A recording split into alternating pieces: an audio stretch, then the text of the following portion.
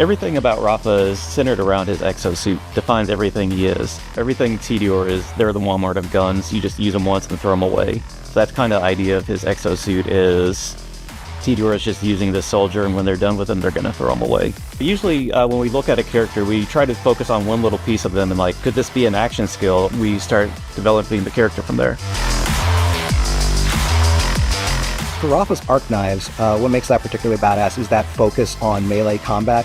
We don't typically do it that much, so having something that just really drives into it and getting into the mix of things and being able to just cut away at enemies is a much more unique sort of playstyle than you'll see with a lot of other Vault Hunters. This tree will allow him to do things like buff his movement speed, buff some of his damage, allow the knives whenever you attack people in melee to actually do AoE shot damage, and also do things like replace the dash attack that he has with Elite, changing the element to corrosive.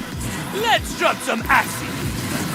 Rafa's arc knife action skill puts him in third person, where he becomes this super agile ninja with dual laser swords. He slices his enemies, he marks his enemies to deal more damage to them as he's damaging them, and finally he ends with something we're calling Blade Fury, which just does massive amounts of damage to every enemy he's touched with his action skill. For Rafa's Peacebreaker cannons, what makes that particularly badass is the sort of automatic nature of it. Once you pop it, it allows you to just up your overall DPS, you point at whatever it is that you want to see die, and you get to just unload on him. This is kind of an ode to Mose and Axton, where he puts a turret on his back and it just starts blasting away enemies. Eventually you can start customizing this with rockets, shotguns, or even lasers. The Apophis Lance lets you basically set aside a little cannon and fire it as you need. However, because it does affect your gun handling a little bit, we wanted to make sure that this is something that feels good when you use it, because you're trading a little bit of your gunplay.